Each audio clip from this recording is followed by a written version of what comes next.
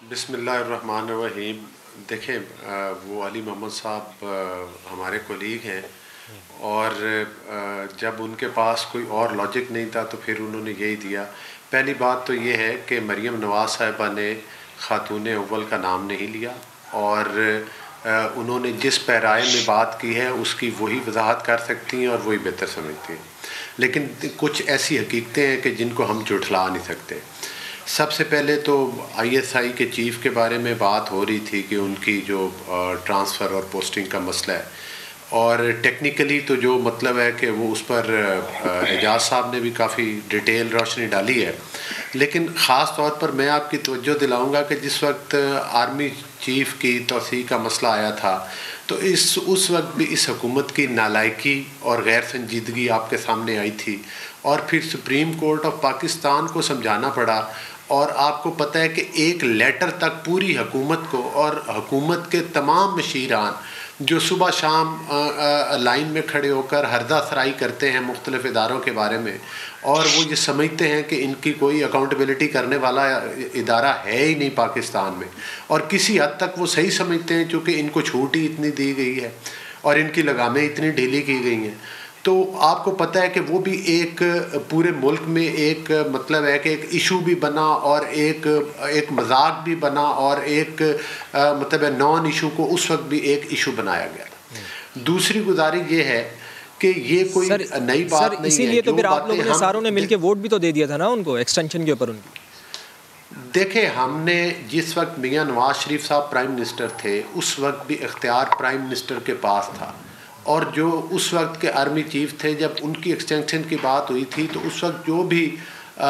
مطلب ہے کہ ان کا جب ٹینیور کمپلیٹ ہوا تو پھر ظاہر ہے انہوں نے تو کسی کو ایکسٹینشن نہیں دی تھی، اور جو بھی آرمی کا جو پروسیجر ہے جو ہماری سیکورٹی فورسز کا ہے اس میں جس کی بھی سینیورٹی بنتی تھی وہ مطلب ہے کہ وہ نیکسٹ آرمی چیف جس میں باجوہ صاحب آ گئے تھے. تو مقصد یہ ہے بات کرنے کا، تو یہ اختیار بھی اسی طرح سے جس پر کہ ایک ججمنٹ دی سپریم کورٹ آف پاکستان نے، ہم نے تو پرائم منسٹر کو وہی اختیار دیا جو میاں نواز شریف صاحب کے پاس تھا. اب فیصلہ تو انہوں نے کرنا تھا کہ انہوں نے کسی کو ایکسٹینشن دینی ہے یا نہیں دینی. عمران خان نیازی نے بہتر سمجھا کہ باجوہ صاحب کو ایکسٹینشن دینی ہے تو انہوں نے دے دی. ہم نے تو پارلیمنٹ سے اختیار اس لیے دیا کہ سپریم کورٹ کی رولنگ آ گئی تھی کہ اس پر اسمبلی لیجسلیشن کرے. دوسری گزارش یہ ہے کہ واقعی یہ جو کہتے تھے کہ ایک پیج پر ہیں اور سب کچھ ٹھیک ہے، تو اس کے تو اس پیج کی تو آہستہ آہستہ جو مطلب ہے چیزیں، ظاہر ہے بندہ ایک بات کہ ہر وزیر ان کی وضاحت کرتا ہے، اور پچھلے 3 سال سے انہوں نے ایک راگ لاپا ہوا کہ ہم ایک پیج پر ہیں، ہم ایک پیج پر ہیں. ہر معاملے میں انہوں نے سر وہ تو آج بھی یہ کہہ رہے ہیں، علی محمد خان صاحب نے بھی کہا ہے کہ وزیر اعظم بھی کہہ رہے ہیں ہمارے بڑے خوشگوار تعلقات ہیں. ہوں گے خوشگوار تعلقات، اللہ کرے خوشگوار تعلقات رہے، لیکن بات یہ ہے کہ جس طرح سے ہر خواہش تو آپ کی ہے نا کہ یہ تعلقات خوشگوار نہ رہیں، تاکہ اگر یہ تعلقات خراب ہوں تو پھر آپ ان کو ایکسپلائٹ کر سکیں. خواہش تو آپ لوگوں کی ہے نا اپوزیشن. جب بھی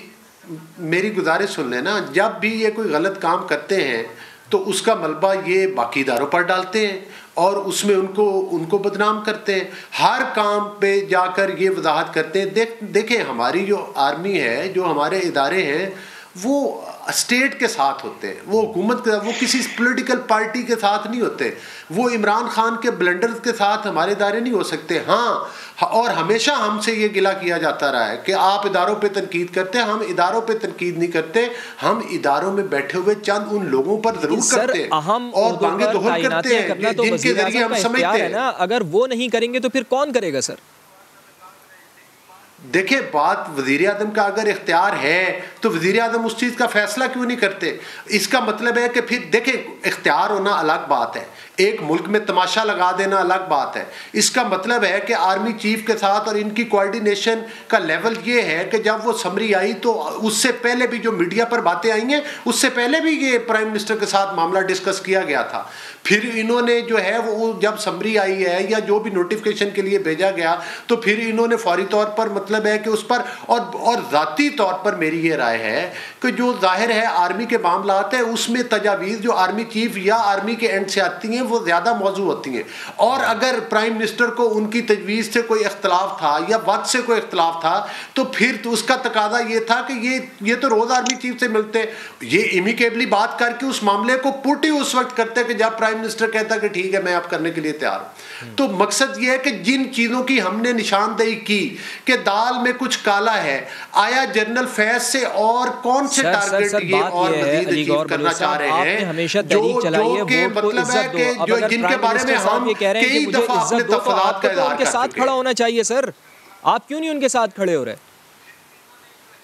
دیکھیں ہم ان کے ساتھ کہاں، جب فلسطین کا مسئلہ آیا تو اس وقت وزیر اعظم اسمبلی سے غائب تھا اور اپوزیشن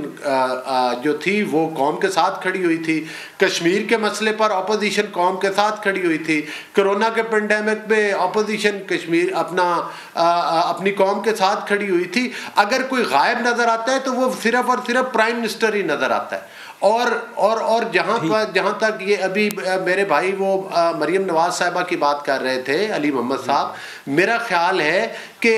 اس میں تو کوئی شک شبہ نہیں، یہ بتائیں کہ یہ کوئی باتیں کوئی ہماری طرف سے تو نہیں ہے۔ عثمان بزدار کا نام کون سے فعال کے تحت نکلا تھا جس کو وسیم اکرم پلس کہا جاتا تھا؟ یہ معاملات کسی سے ڈھکے چھپے ہوئے نہیں ہیں، کسی کے اوپر تنقید نہیں ہے، لیکن حکومت کے اہم امور کے فیصلے اگر آپ